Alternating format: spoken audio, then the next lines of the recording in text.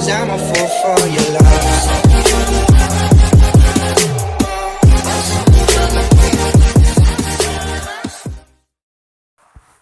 Assalamualaikum warahmatullahi wabarakatuh. Salam dan bahagia. Masih di Manufaktur Asik UST. Di video yang selanjutnya ini adalah tugas terakhir pada mata kuliah Praktikum Proses Manufaktur Program Studi Teknik Industri Universitas Sarjana Wiyata Taman Siswa. Kali ini kami akan membahas tentang peralatan kerja bangku serta teknik mengikir dan menggergaji. Masih bersama kelompok 4 yang terdiri dari 1. Lutfi Chandra Yudian, 2. Hisyam Muhammad Abdu, 3. Muhammad Farisi, 4. Rizka Dwi Pratiwi, 5. Anton Wijanarko. Selamat menyaksikan video dari kelompok kami. Mari belajar bersama.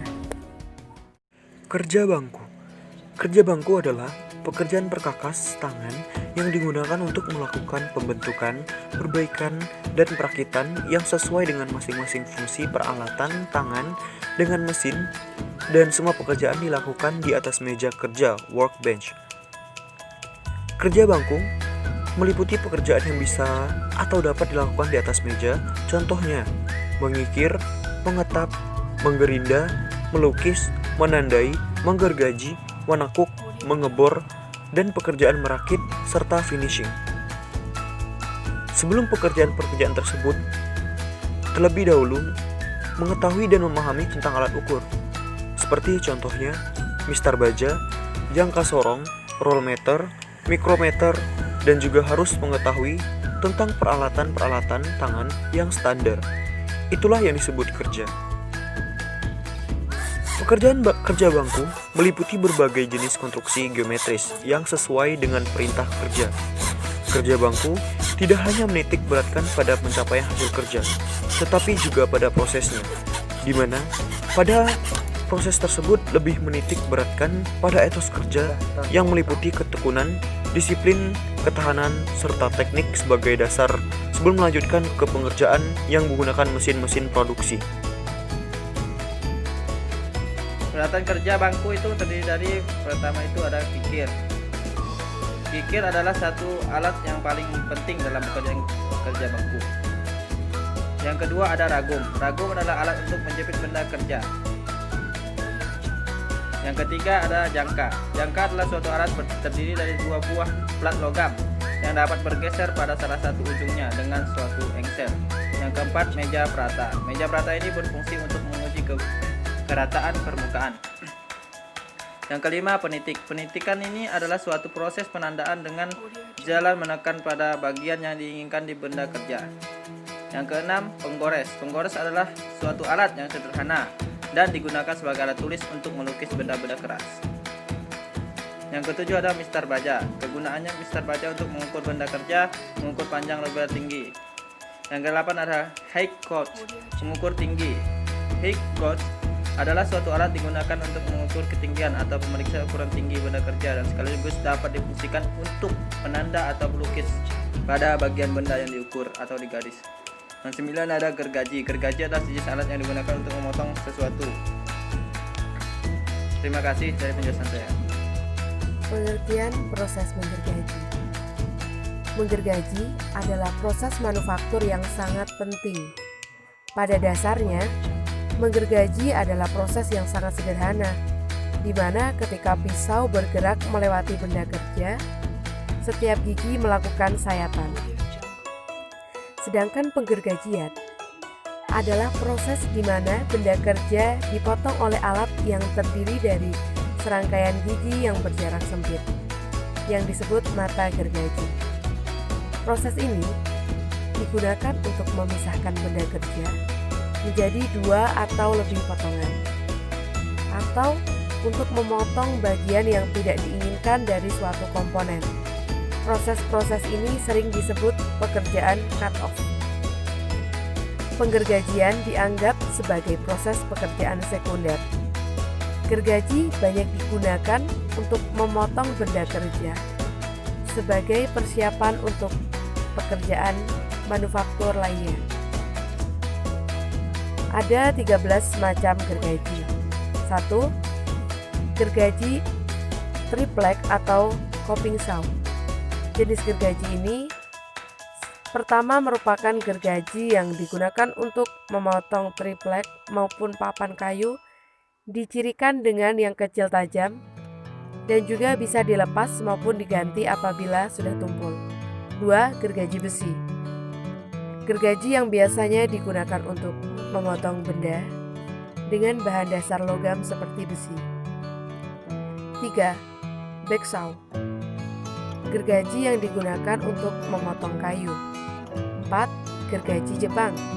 Gergaji ini digunakan untuk memotong kayu dengan berbagai macam tekstur yang ada, mulai dari yang keras hingga lunak bisa dipotong dengan gergaji Jepang ini. 5. Keyhole saw. Gergaji ini merupakan jenis yang sering digunakan untuk menjangkau sudut-sudut yang berukuran kecil. 6. Gergaji rantai. Merupakan gergaji yang digunakan untuk menebang pohon, baik itu yang berukuran kecil maupun besar. 7. Scroll saw. Gergaji ini berupa meja datar serta terdapat motor dengan kecepatan tinggi akan ditemukan pada bagian bawahnya. 8. Meter saw.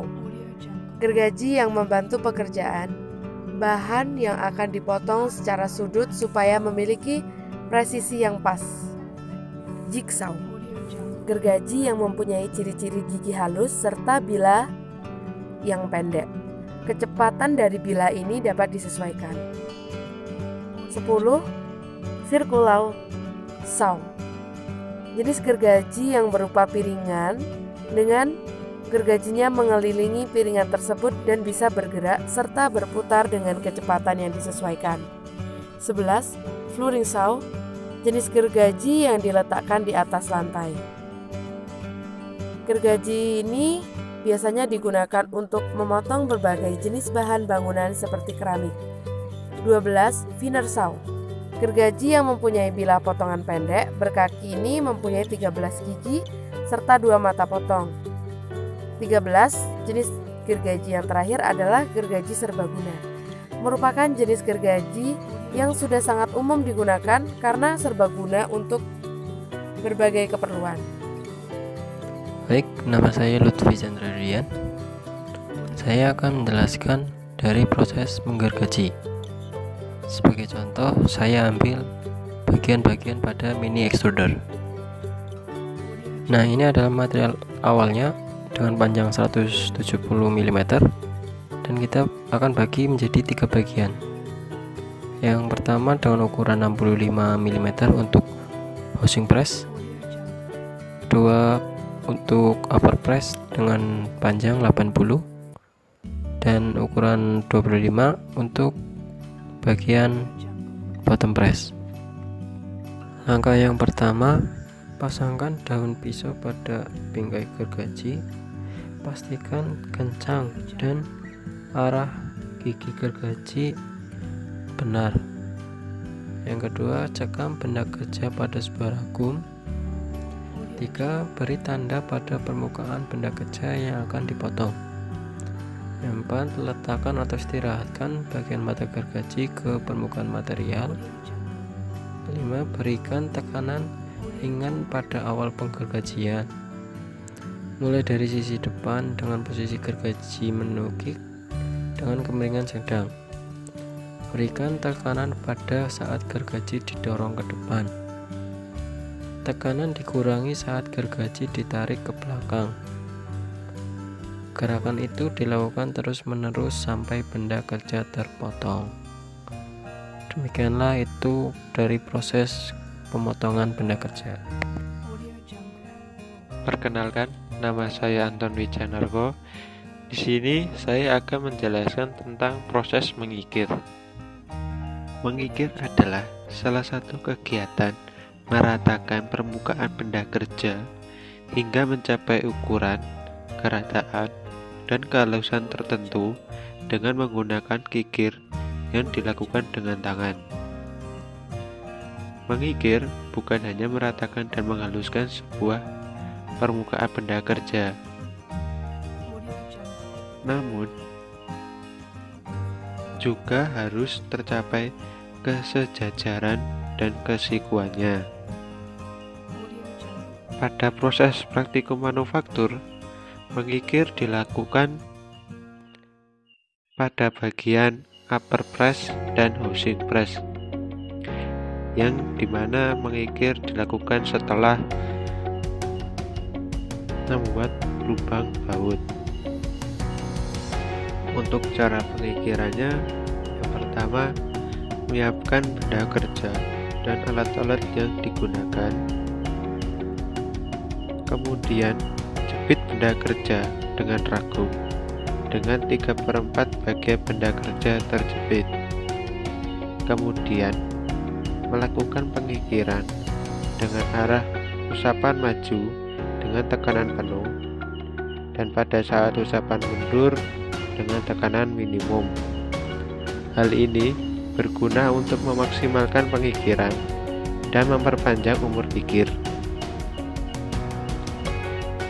Dan posisi badan berdiri tegak pada posisi permulaan, dan selanjutnya condong ke depan selama proses pengikiran berlangsung.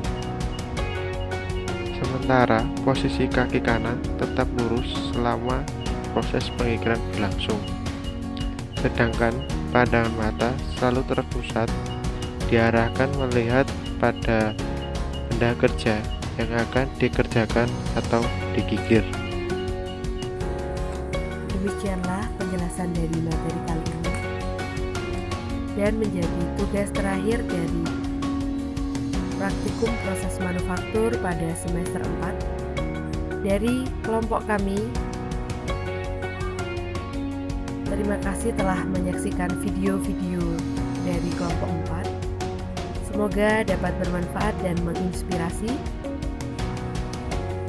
Jika ada kesalahan dalam penyampaian di video-video yang telah kami buat, kami mohon maaf yang sebesar-besarnya. Jika ada yang dibutuhkan atau perlu bertanya dan ada saran yang akan disampaikan, bisa menghubungi salah satu dari kelompok kami. Terima kasih. Demikian. Wassalamualaikum warahmatullahi wabarakatuh. Salam.